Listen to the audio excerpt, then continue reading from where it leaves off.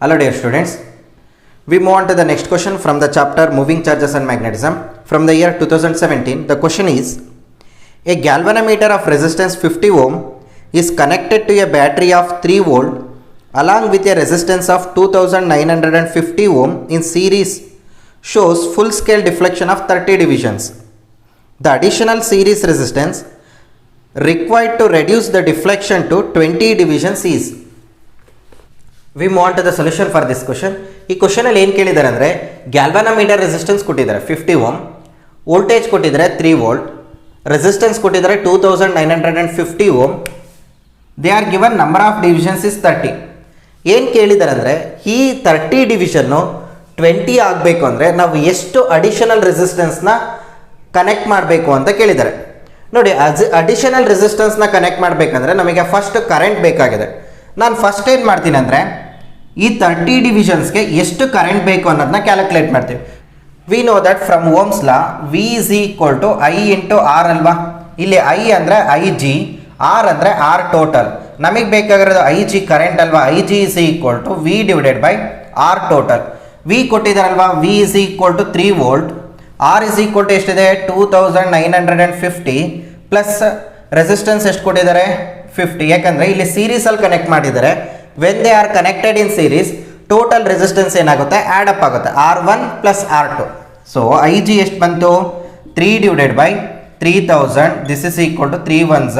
So this is becomes 1 into 10⁻³ ampere. ನೋಡಿ, this is the current for 30 divisions. ಅಂದರೆ I G V R also call it is a full scale deflection current. 30 division deflection ಆಗಬೇಕಂದ್ರೆ ನಮಗೆ ಇಷ್ಟು current ಬೇಕು. ಹಾಗಾದರೆ 20 division deflection ಆಗಬೇಕಂದ್ರೆ ಎಷ್ಟು ಕರೆಂಟ್ನ ಕ್ಯಾಲ್ಕುಲೇಟ್ ಮಾಡ್ಬೋದಲ್ವಾ. ನಾವು SSLCನಲ್ಲಿ ಆಲ್ರೆಡಿ ಇದರದ್ದು ಕಲ್ತಿದ್ದೀವಲ್ವಾ. 30 ಡಿವಿಷನ್ಗೆ we need the current of 1 into 10⁻³ ಹಾಗಾದರೆ 20 ಡಿವಿಷನ್ಗೆ ಎಷ್ಟು ಬೇಕು current. So I G is equal to ಏನಾಯಿತು, ಐ ಜಿ ಕ್ರಾಸ್ ಮಲ್ಟಿಪ್ಲೈ ಮಾಡಿದ್ರೆ 1 into 10⁻³ into 20 divided by 30. 0 0 get cancelled. So I G is equal to ಏನಾಯಿತು 2 divided by 3 into 10⁻³ ampere. This is the current required for 20 divisions. But ನಮಗೆ ಬೇಕಾಗಿರ್ತಕ್ಕಂಥದ್ದು resistance ಅಲ್ವಾ. ರೆಸಿಸ್ಟೆನ್ಸ್ನ calculate ಮಾಡೋಣ. ಇಲ್ಲಿ ನೋಡಿ, ಕ್ವಶನಲ್ಲಿ ಹೇಗಿರೋದು ಗ್ಯಾಲ್ವಾನೋಮೀಟರ್ ಇದೆ, ಅದಕ್ಕೆ ಏನು ಮಾಡಿದರೆ ಒಂದು ರೆಸಿಸ್ಟೆನ್ಸ್ನ ಕನೆಕ್ಟ್ ಮಾಡಿದರೆ. ಈಗ ಇಲ್ಲಿ ಎಷ್ಟು ನ್ಯೂ ರೆಸಿಸ್ಟೆನ್ಸು ಬರ್ತದೆ ಅನ್ನೋದನ್ನ ಕ್ಯಾಲ್ಕುಲೇಟ್ ಮಾಡೋಣ. ಅದಾದಮೇಲೆ ಅಡಿಷನಲ್ ಎಷ್ಟು ಅಂತ ಕ್ಯಾಲ್ಕುಲೇಟ್ ಮಾಡೋಣ. ಆಲ್ರೆಡಿ 2950 ಇದೆ, ಬಟ್ ಎಕ್ಸ್ಟ್ರಾ ಎಷ್ಟು ಅಡಿಷನಲಿ ಕನೆಕ್ಟ್ ಮಾಡಬೇಕು. ನಾನು ನ್ಯೂ ರೆಸಿಸ್ಟೆನ್ಸ್ನ R' ಅಂತ ತೊಗೊಳ್ತೀನಿ. ಸೊ ಇದೇ ಫಾರ್ಮುಲಾ ಯೂಸ್ ಮಾಡ್ತೀನಿ. I G is equal to V divided by R T. ನನಗೆ ರೆಸಿಸ್ಟೆನ್ಸ್ ಬೇಕಾಗಿರೋದಲ್ವಾ. R total is equal to ಏನಾಗಿದೆ V divided by I G. V ಎಷ್ಟಿದೆ, what is V, V same ಅಲ್ವಾ 3. I G ನೋಡಿ, ಇದು ಯಾವ ಕೇಸಲ್ಲಿ 20 ಡಿವಿಷನ್ಗೆ ಎಷ್ಟು ರೆಸಿಸ್ಟೆನ್ಸ್ ಬೇಕು. ರೆಸಿಸ್ಟೆನ್ಸ್ನ ಕ್ಯಾಲ್ಕುಲೇಟ್ ಮಾಡೋಕ್ಕೆ ಐ ಜಿ ಯಾವ್ದು ತೊಗೋಬೇಕು, ಇದನ್ನು ತೊಗೋಬೇಕು. 2 divided by 3 into 10⁻³ so R total is equal to ಏನಾಯಿತು 3 by t ಅಲ್ಲಿ 9 by 2 4.5 ಅಲ್ವಾ ಇಂಟು 10⁻³ ಸೊ ದಟ್ 4500 ಓಮ್ ಆಯಿತು. This is the total resistance in this case. ನೋಡಿ, ಟೋಟಲ್ ರೆಸಿಸ್ಟೆನ್ಸ್ ಏನು ಬರುತ್ತೆ, ಜಿ ಪ್ಲಸ್ ಆರ್ ಡ್ಯಾಶ್ ಅಲ್ವಾ, ಸೀರೀಸಲ್ಲಿ ಕನೆಕ್ಟ್ ಮಾಡಿದ್ದಾರೆ. G plus R dash R1 plus R2, G plus R dash is equal to 4500. So new resistance is equal to 4500 minus G. G ಎಷ್ಟಿದೆ 50 ಇದೆ. So new resistance ಎಷ್ಟು ಬಂತು ನಮಗೆ 4450 ohm. This is the new resistance. Initially ನೋಡಿ ನಮಗೆ ಎಷ್ಟಿದೆ 2950 ಇದೆ. ಇಷ್ಟನ್ನ ನಾವು ಕನೆಕ್ಟ್ ಮಾಡಿದರೆ 30 ಡಿವಿಷನ್ಸ್ ಡಿಫ್ಲೆಕ್ಷನ್ ತೋರಿಸುತ್ತೆ. ಇಷ್ಟನ್ನ ಕನೆಕ್ಟ್ ಮಾಡಿದರೆ ನಮಗೆ ಏನಾಗುತ್ತೆ 20 ಡಿವಿಷನ್ ಡಿಫ್ಲೆಕ್ಷನ್ ತೋರಿಸುತ್ತೆ. ಹಾಗಾದರೆ ಅಡಿಷನಲ್ ಎಷ್ಟು ಕನೆಕ್ಟ್ ಮಾಡಬೇಕು, ಇದಕ್ಕೆ ಅಡಿಷನಲ್ ಆಗಿ ಎಷ್ಟು ಕನೆಕ್ಟ್ ಮಾಡಬೇಕು. ಆಕ್ಚುಲಿ ಬೇಕಾಗಿರೋದು ಇಷ್ಟ ಅಲ್ವಾ. ಸೊ ಅಡಿಷನಲ್ ಎಷ್ಟು ಬೇಕಂದ್ರೆ 4450 ಇದನ್ನು ಮೈನಸ್ ಮಾಡ್ತಕ್ಕಂಥದ್ದು 2950 ಎಷ್ಟಾಯಿತು 0051. 1500 ಓಮ್ನ ಇದಕ್ಕೆ ಅಡಿಷನಲ್ ಆಗಿ ಕನೆಕ್ಟ್ ಮಾಡಿದರೆ 30 ಡಿವಿಷನ್ ಇರ್ತಕ್ಕಂಥ ಡಿಫ್ಲೆಕ್ಷನ್ 20 ಡಿವಿಷನ್ ಆಗಿ ರೆಡ್ಯೂಸ್ ಆಗುತ್ತೆ. Okay, this is the concept regarding this problem. So answer is 1500 ohm. Next question from the year 2016. The question is, a proton is projected with a uniform velocity v along the axis of a current carrying solenoid. Then they are given 4 options with conceptual based. ನೋಡಿ ಏನು ಹೇಳಿದ್ದಾರೆ ಅಂದರೆ ಇಲ್ಲಿ ಒಂದು solenoid ಇದೆ. Let take this is the axis of the solenoid. A proton projected with a velocity v along the axis of the solenoid. We know that the force experienced, because it is a current carrying solenoid, so that ಇಲ್ಲಿ ಏನಾಗುತ್ತೆ magnetic field arise ಆಗಿರುತ್ತಲ್ವಾ, there will be uniform magnetic field along the axis of the solenoid. We know that force experienced by the charged particle qvb sin theta. ಇಲ್ಲಿ theta is equal to 0 degree or theta is equal to 180 degree ಆಗಿದ್ರೆ sin 0 degree will be 0, sin 180 degree will be 0. So force ಏನಾಗ್ತಾ ಹೋಗುತ್ತೆ, 0 ಆಗ್ತಾ ಹೋಗುತ್ತೆ. So ಇಲ್ಲಿ velocity, that is the charged particle moving in the direction of the magnetic field. This is magnetic field direction ಇದೇ ಇರುತ್ತಲ್ವಾ, along the axis magnetic field will be uniform. So v ಮತ್ತು b ಏನಾಗಿದೆ, ಒಂದೇ direction ಇದೆ. v ಮತ್ತು b ಒಂದೇ direction ಇದೆ ಅಂದರೆ theta is equal to 0 ಆಗುತ್ತೆ. theta 0 ಆಯಿತು ಅಂದರೆ sin 0 will be 0, ಫೋರ್ಸ್ ಏನಾಗುತ್ತೆ, 0 ಆಗುತ್ತೆ. ಫೋರ್ಸ್ ಇಲ್ಲಿ ಏನಕ್ಕೆ 0, v is parallel to b ಆಗಿದೆ. v ಏನಾಗಿದೆ, ಪ್ಯಾರಲಲ್ ಟು b ಆಗಿರೋದ್ರಿಂದ theta 0, so force become 0. Force 0 ಆಗ್ತಿದೆ ಅಂದರೆ ಚಾರ್ಜ್ಡ್ ಪಾರ್ಟಿಕಲ್ ಯಾವ ಡೈರೆಕ್ಷನಲ್ಲಿ ಬಂದಿರುತ್ತೋ ಅದೇ ಡೈರೆಕ್ಷನಲ್ಲಿ ಪ್ರೊಜೆಕ್ಟ್ ಆಗುತ್ತೆ. So answer for the question is the proton will continue to move with a velocity v along the axis. Next question from the same year 2016. The question is, this is the current carrying conductor. What will be the magnetic field at a point O? ಈ ಪಾಯಿಂಟಲ್ಲಿ ಎಷ್ಟು magnetic field ಇದೆ ಅಂತ calculate ಮಾಡೋಕ್ಕೆ ಹೇಳಿದ್ದಾರೆ. ನೋಡಿ, ಈ ಪಾಯಿಂಟಲ್ಲಿ ಎಷ್ಟು magnetic ಫೀಲ್ಡ್ನ calculate ಮಾಡಬೇಕು ಅಂದರೆ magnetic field due to this wire calculate ಮಾಡಬೇಕು, magnetic field due to this wire, magnetic field due to this wire and this wire. So ಇಲ್ಲಿ 4 ಕಂಡಕ್ಟರ್ಸ್ ಇದೆ, 4 ವೈರಿನ ಮ್ಯಾಗ್ನೆಟಿಕ್ ಫೀಲ್ಡ್ ಇಲ್ಲಿ ಕಾಂಟ್ರಿಬ್ಯೂಷನ್ ಇದೆ. ಸೊ ನಾನು ಏನು ಮಾಡ್ತೀನಿ ಅಂದರೆ ಇದನ್ನು 1 ಅಂತ ತೊಗೊಳ್ತೀನಿ, first wire, this is the second wire, this is the third wire, this is the fourth wire. Okay, so magnetic field is due to first wire B1 plus B2 plus B3 plus B4. Okay, ಇಲ್ಲಿ plus ಮಾಡಬೇಕು ಅಥವಾ subtract ಮಾಡಬೇಕಾ, plus or minus ಅನ್ನೋದು depending upon the direction. ನಾನು ಆಮೇಲೆ ಇದ್ರ direction ಬಗ್ಗೆ discuss ಮಾಡ್ತೀನಿ. ನೋಡಿ, ಇಲ್ಲಿ ನೋಡಿ ಥರ್ಡ್ ಪಾರ್ಟ್ ಇದೆ ನೋಡಿ, the third part and the first part ನಾನೊಂದು ಕಾನ್ಸೆಪ್ಟ್ ಕ್ಲಾಸಲ್ಲಿ ಡಿಸ್ಕಸ್ ಮಾಡಿದ್ದೀನಿ. Say for example this is the wire carrying a current I.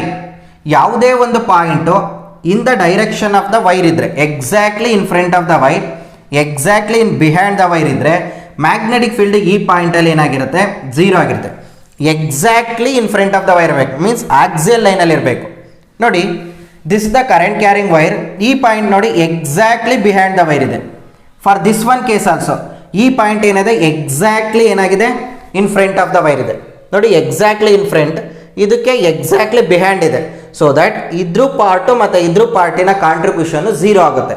There is no magnetic field due to this part and this part, because this point is exactly behind the wire and for this exactly in front of the wire. ಹಾಗಾಗಿ magnetic field due to third part ಮತ್ತು first part 0 ಆಯಿತು, ಇದ್ರದ್ದು 0 ಆಯಿತು, third ಪಾರ್ಟಿಂದು 0 ಆಯಿತು. ಈಗ ನಾವು magnetic field due to fourth part ಮತ್ತು second ಪಾರ್ಟನ್ನು ಕ್ಯಾಲ್ಕುಲೇಟ್ ಮಾಡಬೇಕು. ನೋಡಿ, ಇದು ಆರ್ಕ್ ಅಲ್ವಾ, circle of radius R1 with arc. ಇದನ್ನು ಸಪ್ರೇಟಾಗಿ ಬರ್ಕೊಂಡ್ರೆ, ಫಾರ್ ಎಕ್ಸಾಂಪಲ್ ಈ ಕೇಸಲ್ಲಿ ನೋಡಿ, ಈಗಿದೆ ಅಲ್ವಾ, this the current with an angle 60 degree with radius R1.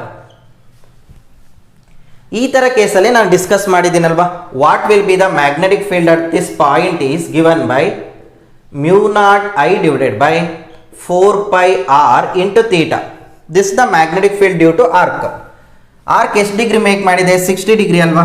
So magnetic field ಅದನ್ನು ನಾನು ಏನಂತ ತೊಗೊಂಡಿದ್ದೀನಿ, ಈ ಪಾರ್ಟಿಂದು B1 ಅಂತ ತೊಗೊಂಡಿದ್ದೀನಿ. So B1 is equal to μ0I divided by 4π, radius ಏನಿದೆ R1 ಇದೆ, ಥೀಟಾ ಏನಿದೆ, theta will be 60 degree. 60 degree is nothing but ರೇಡಿಯನ್ನಲ್ಲಿ ಬರೀಬೇಕು. ಇಲ್ಲಿ theta must be in radian. So π/3 ಆಯ್ತಲ್ವಾ. So π/3 π get cancel out. B1 is equal to ಏನು ಬಂತು, μ0I divided by 12R1. This is the B1. Similarly B2 ನೋಡಿ, same angle but radius ಏನಾಗಿದೆ R2 ಆಗಿದೆ. So answer is same ಅಲ್ವಾ. B2 is equal to ಅದನ್ನು B4 ಅಂತ ತೊಗೊಂಡಿದ್ದೇನಲ್ವಾ. B4 is equal to μ0I divided by 12R2 because radius different but angle same, ಹಾಗಾಗಿ R1 ಅನ್ನು R2 ಇಂದ ರಿಪ್ಲೇಸ್ ಮಾಡಿದ್ದೀನಿ. ಈಗ ಟೋಟಲ್ ಮ್ಯಾಗ್ನೆಟಿಕ್ ಫೀಲ್ಡ್ ಏನಾಗುತ್ತೆ ಅನ್ನೋದು depending upon the direction of the current. Right hand thumb rule use ಮಾಡಿ ನೋಡಿ. ಹೀಗೆ ಕರೆಂಟ್ ಹೋಗ್ತಾ ಇದೆಯಲ್ವಾ, ಕರೆಂಟ್ ಈಗ ಹೋಗ್ತಾ ಇದೆ, ಆ ಪಾಯಿಂಟಲ್ಲಿ ಮ್ಯಾಗ್ನೆಟಿಕ್ ಫೀಲ್ಡ್ ನೋಡಿ, current is going in this manner. So magnetic field ಈ ಪಾಯಿಂಟಲ್ಲಿ ನೋಡಿ ಈಗ ಔಟ್ವರ್ಡ್ ಬರ್ತಾ ಇದೆ ನೋಡಿ. So going out of the plane of the board. So ಅದನ್ನು ನಾವೇನಂತ ಡಾಟ್ ಇಂದ ರೆಪ್ರೆಸೆಂಟ್ ಮಾಡ್ತೀವಿ. ಯಾವುದಕ್ಕೆ? ಇದಕ್ಕಲ್ವಾ, ಇದಕ್ಕೆ out of the plane of the board. Sorry, for this one out of the plane of the board. ಈ ಕೇಸಲ್ಲಿ ನೋಡಿ ಕರೆಂಟ್ ಏನಾಗ್ತಿದೆ, ಡೌನ್ವರ್ಡ್ ಹೋಗ್ತಾ ಇದೆಯಲ್ವಾ, current going in this manner. So for this case ಏನಾಗಿದೆ, ಮ್ಯಾಗ್ನೆಟಿಕ್ ಫೀಲ್ಡ್ ನೋಡಿ into the plane of the board ಅಲ್ವಾ, ಒಳಗಡೆ ಹೋಗ್ತಾ ಇದೆ ನೋಡಿ, ಈಗ ಹೋಗ್ತಾ ಇದೆ ಅಲ್ವಾ into the plane of the board. ಈ ಪಾಯಿಂಟನ್ನು ಕನ್ಸಿಡರ್ ಮಾಡಬೇಕು. Current going downward, so curled fingers going into the plane of the board. So first ಕೇಸಲ್ಲಿ ಏನಾಗಿರುತ್ತೆ, into the plane of the board. ಒಂದು into the plane of the board, ಒಂದು out of the plane of the board ಇದ್ದಾಗ ನಾವು magnetic ಫೀಲ್ಡನ್ನು subtract ಮಾಡಬೇಕು. Magnetic ಫೀಲ್ಡನ್ನು subtract ಮಾಡಬೇಕಾದ್ರೆ ಬಿಗ್ಗರ್ ಒನ್ನಲ್ಲಿ ಸ್ಮಾಲರ್ ಒನ್ನನ್ನು ಸಬ್ಟ್ರ್ಯಾಕ್ಟ್ ಮಾಡಬೇಕು. ನೋಡಿ ಇಲ್ಲಿ ಏನಾಗಿದೆ ಅಂದರೆ R1 is less than R2 ಇದೆ, R1 is less than R2. ಹಾಗಾಗಿ ಇದು ಕಡಿಮೆ ಇರೋದ್ರಿಂದ ಈ ವ್ಯಾಲ್ಯೂ B1 ಏನಾಯಿತು, ಜಾಸ್ತಿ ಆಯ್ತಲ್ವಾ, B1 is greater than B2 ಆಯಿತು. ಸೊ ಇದನ್ನು B1 ಮೈನಸ್ B2 ಮಾಡಬೇಕು. B1 ಮೈನಸ್ B2 ಮಾಡಿದರೆ ಏನು ಸಿಗುತ್ತೆ ನಿಮಗೆ, magnetic field is equal to μ0I divided by 12 into 1 by R1 minus 1 divided by R2. Direction ಕೊಡಬೇಕಾದ್ರೂ ಅಷ್ಟೇ ನೆಟ್ ಮ್ಯಾಗ್ನೆಟಿಕ್ ಫೀಲ್ಡಿಗೆ ಯಾವ ಮ್ಯಾಗ್ನೆಟಿಕ್ ಫೀಲ್ಡಿನ ಡೈರೆಕ್ಷನ್ ಅಂದರೆ ಯಾವ ಮ್ಯಾಗ್ನೆಟಿಕ್ ಫೀಲ್ಡ್ ಜಾಸ್ತಿ ಇದೆಯೋ ಅದ್ರದ್ದು ಡೈರೆಕ್ಷನ್ ಕೊಡಬೇಕು. ಇಲ್ಲಿ B1 ಜಾಸ್ತಿ ಇರೋದ್ರಿಂದ ನಾವು ಡೈರೆಕ್ಷನನ್ನು ಏನು ಮಾಡಬೇಕು, B1 ಡೈರೆಕ್ಷನ್ ನೆಟ್ ಮ್ಯಾಗ್ನೆಟಿಕ್ ಫೀಲ್ಡಿಗೆ ಕೊಡಬೇಕು. So the direction will be into the plane of the board. This is the magnetic field at the centre for a given question. So answer is μ0I divided by 12 into 1 by R1 minus 1 divided by R2. Next question from the same year 2016. The question is, a galvanometer coil has a resistance of 50 ohm and meter shows full scale deflection for a current of 5 milliampere. This galvanometer is converted into voltmeter of range 0 to 20 volt by connecting. ನಾವು ಥಿಯರಿನಲ್ಲಿ ಕಲ್ತಿದ್ದೀವಿ, ಯಾವುದೇ ಒಂದು ಗ್ಯಾಲ್ವನೋಮೀಟರ್ನ converted into volt meter ಮಾಡಬೇಕಂದ್ರೆ I ರೆಸಿಸ್ಟೆನ್ಸ್ನ ನಾವೇನು ಮಾಡಬೇಕು, I resistance should be connected in series with the galvanometer. ಗ್ಯಾಲ್ವನೋಮೀಟರ್ಗೆ ಐ ರೆಸಿಸ್ಟೆನ್ಸ್ನ ಕನೆಕ್ಟ್ ಮಾಡಿದಾಗ ಅದು ಯಾವ ರೀತಿ, ಸೀರೀಸಲ್ಲಿ ಕನೆಕ್ಟ್ ಮಾಡಿದಾಗ ಗ್ಯಾಲ್ವನೋಮೀಟರ್ ವೋಲ್ಟ್ ಮೀಟರ್ ಆಗಿ ಕನ್ವರ್ಟ್ ಆಗುತ್ತೆ. The I resistance required we know that the formula R is equal to V divided by IG minus G. ನೋಡಿ ಈ ಕೇಸಲ್ಲಿ ನೀವು ಎಲಿಮಿನೇಷನ್ ಮೆಥಡ್ನ ಯೂಸ್ ಮಾಡ್ಬೋದು. ಎರಡು ಆಪ್ಷನ್ ಪ್ಯಾರಲಲ್ ಅಂತ ಕೊಟ್ಟಿದ್ದಾರೆ, so those parallel options are wrong. Option C ಮತ್ತು D wrong. ಈಗ ಎ ಮತ್ತು ಬಿ ಅಲ್ಲಿ ಯಾವುದಾದ್ರೂ ಒಂದಿರಬೇಕು. ನೋಡಿ ಆಕ್ಚುಯಲ್ ವ್ಯಾಲ್ಯೂನ ಕ್ಯಾಲ್ಕುಲೇಟ್ ಮಾಡೋಕ್ಕೆ ಫಾರ್ಮುಲಾ ಇದೆಯಲ್ವಾ, R is equal to V divided by IG minus G. V ಎಷ್ಟು ಕೊಟ್ಟಿದ್ದಾರೆ, they are given 20 volt. IG ಅಂದರೆ full scale deflection current, full scale deflection current ಕೊಟ್ಟಿದ್ದಾರೆ 5 into 10 to the power of -3 minus G value ಕೊಟ್ಟಿದ್ದಾರೆ 50. So this is becomes 5 1s 5 4s. So 10 to the power of -3 ಮೇಲ್ಗಡೆ ಹೋದರೆ +3 ಆಗುತ್ತೆ. This is becomes 4000 minus 50. This is equal to 3950 ohm. ನೋಡಿ 3950 ohm is connected in series with the galvanometer to convert galvanometer into voltmeter of range 20 volt. We move on to the next question paper 2015. The first question, a galvanometer of resistance 50 ohm gives a full scale deflection for a current of 5 into 10 to the power of -4 ampere. The resistance that should be connected in series with the galvanometer to read 3 volt is. ಕ್ವಶನಲ್ಲಿ ಏನು ಕೇಳಿದ್ದಾರೆ ಅಂದರೆ, ಎಷ್ಟು I ರೆಸಿಸ್ಟೆನ್ಸ್ನ series ಆಗಿ ಗ್ಯಾಲ್ವನೋಮೀಟರಿಗೆ connect ಮಾಡಿದರೆ ಅದು volt meter ಆಗಿ convert ಆಗುತ್ತೆ. We know that the formula for the resistance R is equal to V divided by I G minus G. V ಕೊಟ್ಟಿದ್ದಾರಲ್ವಾ, V is equal to 3 volt, I G is nothing but 5 into 10 to the power of -4 minus G is equal to 50. So R is equal to ಏನಾಗುತ್ತೆ ನೋಡಿ, 3 into 10 to the power of -4ನ ಮೇಲ್ಗಡೆ ತೊಗೊಂಡೋದ್ರೆ +4 ಆಯಿತು, divided by 5 minus 50. So 3 into ಇಲ್ಲಿ ನೋಡಿ 10 to the power of 4 ಅಂದರೆ ಇಲ್ಲಿ 4 zeros, divided by 5 minus 50. 5 ones are 5, 6 are, this is becomes 6000 minus 50. So the answer for the question is 5950 ohm, which is connected in series with the galvanometer to convert galvanometer into voltmeter of range 3 volt. Next question from the same year 2015. The question is, two parallel wires 1 meter apart carry currents 1 ampere and 3 ampere respectively in opposite directions. The force per unit length acting between these two wires is. Let's move on to the solution for this question. Notice they are given two currents I1 and I2. They are in the opposite direction and also distance between the conductor is also given. What will be the force per unit length? ನೋಡಿ ಇಲ್ಲಿ ನೀವು elimination ಮೆಥಡಿಂದ ಎರಡು option ಈಸಿಯಾಗಿ eliminate ಮಾಡ್ಬೋದು. ಯಾವೆರಡು option ಅಂದರೆ, current opposite ಡೈರೆಕ್ಷನಲ್ಲಿ ಇರೋದ್ರಿಂದ ಫೋರ್ಸ್ ಏನಾಗಿರುತ್ತೆ ಅಂದರೆ ರಿಪಲ್ಸಿವ್ ಫೋರ್ಸ್ ಆಗಿರುತ್ತೆ. ಸೊ ಎರಡು ಆಪ್ಷನ್ ಅಟ್ರಾಕ್ಟಿವ್ ಫೋರ್ಸ್ ಅಂತ ಇದೆ, ಆ ಎರಡು ಆಪ್ಷನ್ನ ನೀವು ಈಸಿಯಾಗಿ ಎಲಿಮಿನೇಟ್ ಮಾಡ್ಬೋದು. ಆಕ್ಚುಯಲ್ ಮೆಥಡಲ್ಲಿ ಕ್ಯಾಲ್ಕುಲೇಟ್ ಮಾಡಿದರೆ, these are the two conductors carrying a current 1 ampere and 3 ampere in the opposite direction, separated by a distance of 1 meter. What will be the force per unit length? Force per length formula is given by mu naught divided by 2 pi I1 I2 divided by d. This is the formula.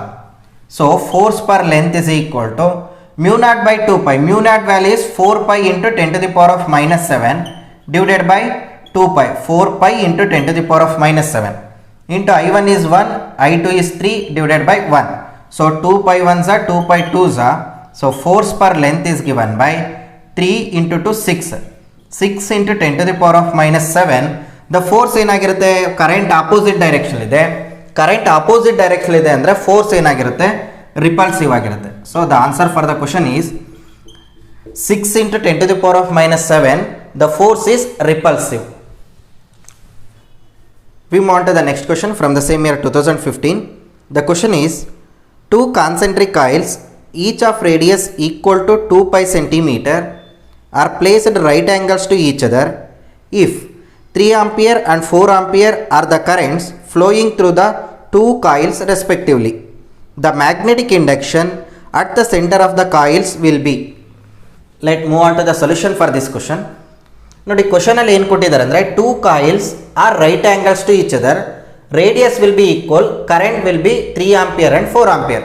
ಹಾಗಾದರೆ ಈ ಪಾಯಿಂಟಲ್ಲಿ ಸೆಂಟರಲ್ಲಿ magnetic field ಎಷ್ಟಾಗಿರುತ್ತೆ? We know that magnetic field due to the circular coil at the center is given by mu naught I divided by 2r. This is the formula.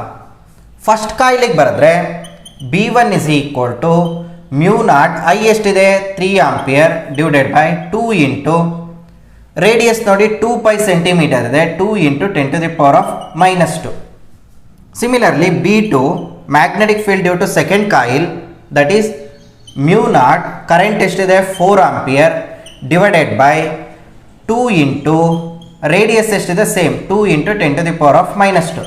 ಇದು ಇನ್ನೂ ಸ್ವಲ್ಪ simplify ಮಾಡಿದರೆ mu naught is nothing but 4 pi into 10 to the power of -7 into 3 divided by 4 into 10 to the power of -2. So 4 get cancel out, along with pi ಇದೆ ಇಲ್ಲಿ, pi ಬಿಟ್ಟಿದ್ದೀನಿ, here one more pi also. So pi ಏನಾಯಿತು, cancel ಆಗ್ತಿದೆ. Remaining ನೋಡಿ ಇಲ್ಲಿ 3 into 10 to the power of -7 ಇದೆ, ಇದು -2 ಮೇಲ್ಗಡೆ ಹೋದರೆ ಎಷ್ಟಾಯಿತು, -5 tesla. This the magnetic field due to the first coil. Similarly second ಕಾಯಿಲಿಗೆ 4 pi into 10 to the power of -7 into 4 divided by 4 into 10 to the power of -2 into pi. So pi get cancel out, 4 get cancel out, remaining will be 4 into 10 to the power of -5 Tesla. ಈಗ net magnetic field calculate ಮಾಡಬೇಕಲ್ವಾ. ಇಲ್ಲೇನಿದೆ, angle 90 degree ಇದೆ. ನಾವು direction ತಗೊಂಡಾಗ resultant vector ಏನಾಗುತ್ತೆ, square root of b1 square plus b2 square. This is the formula we learned in the first year. r is equal to square root of a square plus b square plus 2ab cos theta. theta 90 degree ಆಯಿತು ಅಂದರೆ cos 90 0. So 2ab into 0 will be 0. Remaining will be a square plus b square. ಇಲ್ಲೂ ಕೂಡ theta 90 degree ಆಗಿದೆ. So magnetic field ಏನಾಯಿತು, square root of b1 square plus b2 square. ಇದು ಈ ಫಾರ್ಮುಲಾದಲ್ಲಿ substitute ಮಾಡಿದರೆ we can get b is equal to square root of b1 ಎಷ್ಟಿದೆ, 3 into 10 to the power of minus 5 square ಇದೆ. So 9 into 10 to the power of minus 10 ಆಗುತ್ತಲ್ವಾ, plus ಇದನ್ನು square ಮಾಡಿದರೆ 16 into 10 to the power of minus 10. So 10 to the power of minus 10 ನ ಹೊರಗಡೆ ತಗೊಂಡ್ರೆ 9 plus 16 is 25 into 10 to the power of minus 10 under square root. So b is equal to 25 under root will be 5 into 10 to the power of minus 10 and under root ತಗೊಂಡ್ರೆ 10 to the power of minus 5 tesla. This is the answer for the given question. ಇಲ್ಲಿ concept ಏನಂದ್ರೆ, perpendicular ಇರೋದ್ರಿಂದ ಎರಡೂ ಕಾಯಿಲ್ಗಳು plane is perpendicular ಆಗಿರೋದ್ರಿಂದ magnetic field, net magnetic field ಏನಾಗುತ್ತೆ, square root of b1 square plus b2 square. And magnetic field at the center of the circular loop is μ0I divided by 2r. Next question from the same year 2015. The question is, a proton beam enters a magnetic field of 10 to the power of minus 4 Weber per meter square. Normally, if the specific charge of the proton is 10 to the power of 11 coulomb per kg and its velocity is 10 to the power of 9 meter per second, then the radius of the circle described by will be. ನೋಡಿ question ಅಲ್ಲಿ ಏನು ಕೊಟ್ಟಿದ್ದಾರೆ ಅಂದರೆ, proton enter a magnetic field b is equal to 10 to the power of minus 4 Weber per meter square, that is also called as a Tesla. Normally ಅಂತ ಹೇಳಿದರೆ ಅಂದರೆ perpendicular ಆಗಿ, if the specific charge is given, specific charge is nothing but charge by mass ratio. ಇಲ್ಲಿ proton ಆಗಿರೋದ್ರಿಂದ ಈನೇ ಬರ್ಕೋಬಹುದು ನಾವು, ಅಥವಾ ಕ್ಯೂ ಅಂತಾನೆ ಬರ್ಕೊಳ್ತೀನಿ. Charge by mass ratio is 10 to the power of 11 coulomb per kg ಅಂತ ಕೊಟ್ಟಿದ್ದಾರೆ. And also they are given velocity is equal to 10 to the power of 9 meter per second. Then what will be the radius of the circular path ಅಂತ ಹೇಳಿದರೆ, V know that when a charged particle enter perpendicular to the magnetic field, the path will be circular path. The formula for the circular path will be mv divided by bq. This is the formula. We already arrived in the concept classes. ನಮಗೆ ಇಲ್ಲಿ m value ಕೊಟ್ಟಿಲ್ಲ, but q by m value ಕೊಟ್ಟಿದ್ದಾರೆ ನೋಡಿ. ಹಾಗಾಗಿ ಇದನ್ನು rearrange ಮಾಡಿಕೊಂಡ್ರೆ v into b q divided by m ಆಗುತ್ತಲ್ವಾ. m ನ ನಾನು ಕೆಳಗಡೆ ಕಳಿಸಿದ್ದೀನಿ, ಸೊ m ಕೆಳಗಡೆ ಇರೋದು ಮೇಲ್ಗಡೆ ಹೋದರೆ ಮತ್ತೆ ಇದೇ ಫಾರ್ಮುಲಾ ರೀಟ್ರೇಸ್ ಆಗುತ್ತೆ. So v is given by 10 to the power of 9 divided by b ಎಷ್ಟು ಕೊಟ್ಟಿದ್ದಾರೆ, 10 to the power of minus 4 into q by m is 10 to the power of 11. So answer for the question is r is equal to, ನೋಡಿ ಇಲ್ಲಿ 10 to the power of minus 4 plus 11 is plus 7, plus 7 ಮೇಲ್ಗಡೆ ಹೋದರೆ minus 7, 10 to the power of 9 minus 10 to the power of means 9 minus 7 is 10 to the power of 2 meter. So answer for the question is r is equal to 100 meter. ಇಲ್ಲಿ ತುಂಬ important ಆಗಿರ್ತಕ್ಕಂಥದ್ದು specific charge ಅಂದರೆ ಗೊತ್ತಿರಬೇಕು. Specific charge is nothing but charge divided by mass ratio. In case ನಿಮಗೆ specific charge ಗೊತ್ತೇ ಇಲ್ಲ ಅಂದರೆ ಏನು ಅಂತ ಇಲ್ಲಿ ಯೂನಿಟ್ ನೋಡಿದರೆ ಗೊತ್ತಾಗುತ್ತೆ. ಕೂಲಮ್ ಪರ್ kg ಅಂತ ಕೊಟ್ಟಿದ್ದಾರೆ. ಕೂಲಮ್ ಪರ್ kg ಅಂದರೆ charge by mass ratio. So answer is 100 meter. We move on to the next question paper 2014.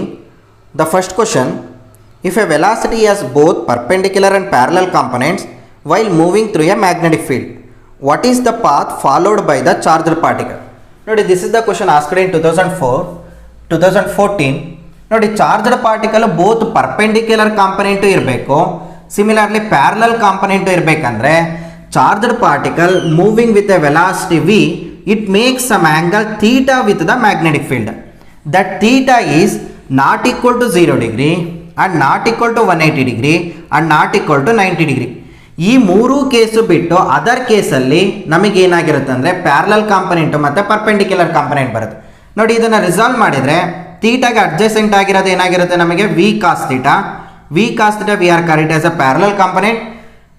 Perpendicular component ಏನಾಗಿರುತ್ತೆ v sin theta ಆಗಿರುತ್ತೆ. So due to the parallel component ನಮಗೆ straight line path ಬರುತ್ತೆ. Due to the perpendicular component we can get circular path.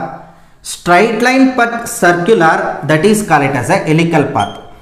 Straight line plus circular we are call it as a helical path. ಈ ರೀತಿ move ಆಗುತ್ತೆ charged particle. So in this case charged particle moving in a helical path. So answer for the question is helical. We move on to the next question from the same year 2014. The question is, a charged particle experiences a magnetic force in the presence of magnetic field. Which of the following statement is correct? 4 options ಕೊಟ್ಟಿದ್ರೆ ಅದರಲ್ಲಿ ಯಾವುದು correct statement ಅಂತ ಹೇಳಿದರೆ, ನಾನು first ಸ್ಟೇಟ್ಮೆಂಟ್ನ assign ಮಾಡ್ತೀನಿ ನೋಡಿ. 2014 1 by 1 option A ಇದೆ ಅಂದರೆ the particle is stationary and the magnetic field is perpendicular. ನೋಡಿ, ಒಂದು ಚಾರ್ಜ್ಡ್ ಪಾರ್ಟಿಕಲ್ ಮ್ಯಾಗ್ನೆಟಿಕ್ ಫೀಲ್ಡ್ ಅಲ್ಲಿ ಮೂವ್ ಆಗ್ತಿದೆ ಅಂದ್ರೆ the force experienced by the charged particle is QVB sin θ. ನೋಡಿ, ಚಾರ್ಜ್ಡ್ ಪಾರ್ಟಿಕಲ್ಗೆ ಫೋರ್ಸ್ ಎಕ್ಸ್ಪೀರಿಯನ್ಸ್ ಆಗಿರ್ಬೇಕಂದ್ರೆ ಏನೇನು ಕಂಡೀಷನ್ ಇರಬೇಕು ಅಂತ ಹೇಳಿದರೆ, ನೋಡಿ option A the particle is stationary. ನೋಡಿ, QVC ವೆಲಾಸಿಟಿ ಮೀನ್ಸ್ ಸ್ಟೇಷನರಿ ಅಂದರೆ speed V is equal to 0 ಆಯಿತು. V is equal to 0 ಆಯಿತು ಅಂದರೆ ಫೋರ್ಸ್ ಏನಾಗುತ್ತೆ, 0 ಆಗುತ್ತೆ. So option A is wrong. ನೋಡಿ, ನೆಕ್ಸ್ಟ್ ಆಪ್ಷನ್ನು the particle is moving and magnetic field is perpendicular to the velocity. ನೋಡಿ, option B ಏನಿದೆ, the particle is moving, velocity ಇದೆ and perpendicular to the magnetic field and theta is equal to 90 degree ಆಯಿತು. Theta 90 degree ಆಯಿತು ಅಂದರೆ sine 90 degree will be 1, there will be a force F is not equal to 0. So ಈ case correct ಇದೆ. Similarly third ಕೇಸ್ನ analysis ಮಾಡಿದರೆ a particle is stationary, magnetic field is parallel ಇದೆ. ನೋಡಿ, particle stationary ಇದ್ರೆ there is no magnetic force. V is equal to 0 ಆಯಿತು. Whatever may be the direction, when charged particle is at rest there is no magnetic field. So option C is also wrong. Option D ನ ನೋಡಿದಾಗ a particle is moving, magnetic field is parallel to the velocity. Particle move ಆಗ್ತಾ ಇದೆ, ಈಗ V ಇದೆ but parallel to the velocity ಅಂದರೆ theta ಏನಾಯಿತು, 0 degree ಆಯಿತು. Theta 0 degree ಆಯಿತು ಅಂದರೆ sine 0 will be 0. So force become 0. So answer for the question is option B. ತುಂಬ ಕೇರ್ಫುಲ್ ಆಗಿ ಅನಾಲಿಸಿಸ್ ಮಾಡಬೇಕು.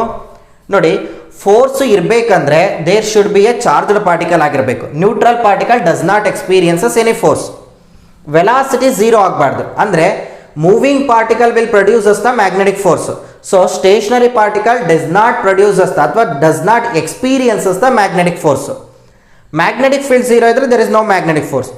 ಥೀಟಾ ಅಂದರೆ charged particle moving parallel or anti parallel ಆಗಿದ್ರೆ ಫೋರ್ಸ್ ಏನಾಗಿರುತ್ತೆ, 0 ಆಗಿರುತ್ತೆ. So the answer for the question is option B. Next question from the same year 2014. A circular coil of radius 10 cm and 100 turns carries a current of 1 ampere. What is the magnetic moment of the coil? We know that magnetic moment formula NIA. Magnetic moment is equal to NIA. N is number of turns, I is the current, A is the area of the coil. So number of turns they are given 100, current is given 1 ampere, area ಕೊಟ್ಟಿಲ್ಲ, radius ಕೊಟ್ಟಿದ್ದಾರೆ. So area is equal to pi r square. Substitute ಮಾಡಿದರೆ pi is nothing but 3.142 into radius is 10 into 10 to the power of minus 2 means 10 centimeter ಕೊಟ್ಟಿದ್ರೆ whole square. So this is becomes 10 to the power of 2 into 3.142 into ಇಲ್ಲಿ 10 to the power of 1 ಇದೆ, ಇಲ್ಲಿ minus 2 ಇದೆ, 10 to the power of minus 1 square ಮಾಡಿದರೆ 10 to the power of minus 2 ಆಯಿತು. plus 2 minus 2 get cancel out. So answer for the question is 3.142 ampere meter square because number of turns does not having any unit. I having a unit of ampere, area having a meter square. So 3.142 ampere meter square is the answer. Next question from the same year 2014. The question is, what is the value of shunt resistance required to convert a galvanometer of resistance 100 ohm into a ammeter of range 1 ampere? They are given full scale deflection current of 5 milliampere. ಇಲ್ಲಿ shunt resistance ಎಷ್ಟು ಬೇಕು, ಗ್ಯಾಲ್ವನಾಮೀಟರ್ನ ಏನಾಗಿ ammeter ಆಗಿ convert ಮಾಡಬೇಕು. We know that galvanometer is converted into ammeter by connecting a parallel resistance. That parallel resistance we are call it as a shunt resistance. They are given in the question, resistance of the galvanometer is 100 ohm, Ig, the full scale deflection current is 5 milliampere, 5 into 10 to the power of minus 3 ampere and also current 1 ampere ಆಗಿ ammeter ಗ್ಯಾಲ್ವನಮೀಟರ್ನ ಅಮ್ಮೀಟರಾಗಿ connect ಮಾಡಬೇಕು. So we know that the formula S is equal to IG divided by I minus IG. This is the value of shunt resistance which is connected to the galvanometer to convert galvanometer into ammeter of range 1 ampere. So Ig is given 5 into 10 to the power of minus 3, G is 100 divided by I is nothing but 1 into 5 into 10 to the power of minus 3. Simplify ಮಾಡಿದರೆ this is 10 to the power of 2 minus 1 ಆಗಿರೋದ್ರಿಂದ 5 into 10 to the power of minus 1 divided by 1 minus ಇದನ್ನು simplify ಮಾಡ್ತೀನಿ ನೋಡಿ, 5ನ shift ಮಾಡಿದರೆ point shift ಮಾಡಿದರೆ 0.005 ನೋಡಿ 1 2 3 5 into 10 to the power of minus 3. So this is become 0.5 ಅಥವಾ ಹಾಗೆ ಇಟ್ಕೊಳ್ಳೋಣ 5 into 10 to the power of minus 1 divided by ಇದನ್ನು ಸಿಂಪ್ಲಿಫೈ ಮಾಡಿ 1ನಲ್ಲಿ ಇದನ್ನು ಮೈನಸ್ ಮಾಡಿದರೆ ಅಂತ 0.995 ಅಲ್ವಾ, 0.995. ಸೊ ಆಪ್ಷನ್ನ ಚೆಕ್ ಮಾಡಿದರೆ ಫ್ರಾಕ್ಷನಲ್ಲೇ ಇದೆ ನೋಡಿ, ಇದು ಹಾಗೆ ಇರಲಿ 5 into 10 to the power of minus 1 divided by ಇದನ್ನು ಪಾಯಿಂಟ್ ಶಿಫ್ಟ್ ಮಾಡ್ತೀನಿ 9.95 into 10 to the power of minus 1 ಒಂದು ಪಾಯಿಂಟ್ನ ಶಿಫ್ಟ್ ಮಾಡಿದ್ದೀನಿ. So 10 to the power of minus 1 10 to the power of minus 1 get cancel out. So shunt resistance required will be 5 divided by 9.95 ohm.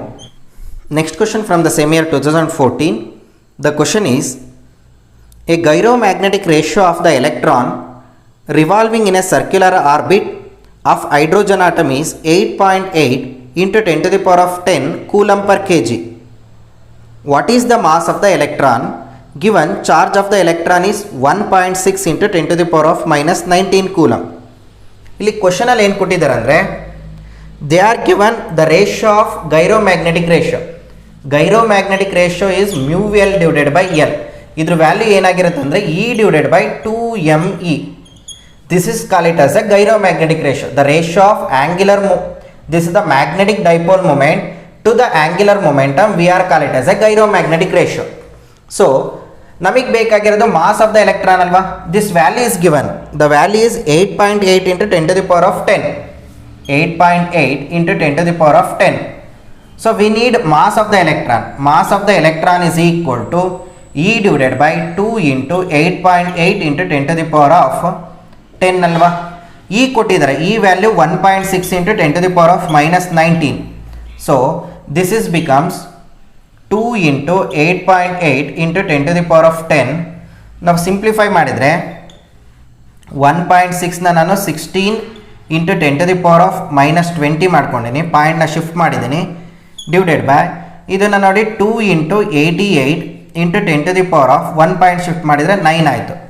ಇದನ್ನು simplify ಮಾಡಿದರೆ 2 1s 2 8s 2 1s 2 8s.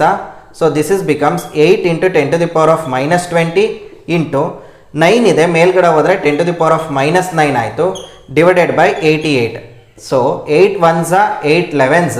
So 1 divided by 11 into 10 to the power of minus 29 kg. This is the answer for the given question. ಇದೇ ಫ್ರಾಕ್ಷನಲ್ಲಿ option ಕೊಟ್ಟಿದ್ದಾರೆ.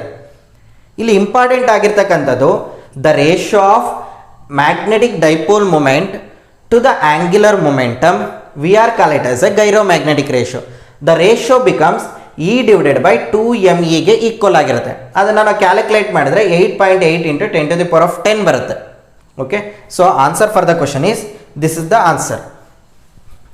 Next question from the same year 2014.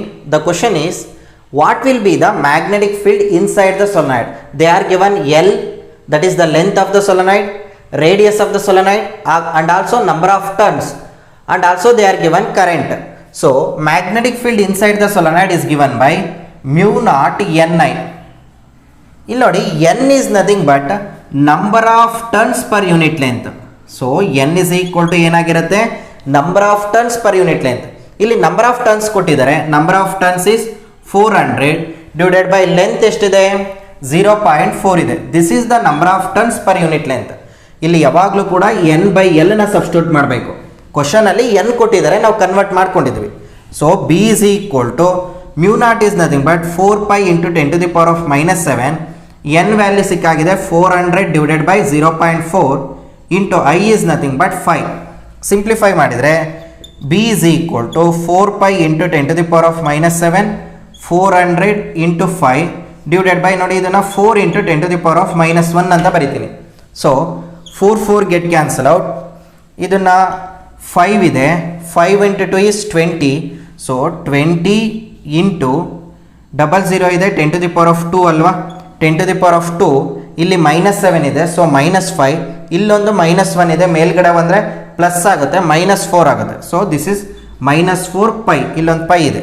So ಇದನ್ನು simplify ಮಾಡಿದರೆ 2 into pi 3.142 into 2 is 6.28 into 10⁻0 ಇದೆಲ್ಲ 10 ಇಲ್ಲಿ 10⁻1 10⁻4 is -3.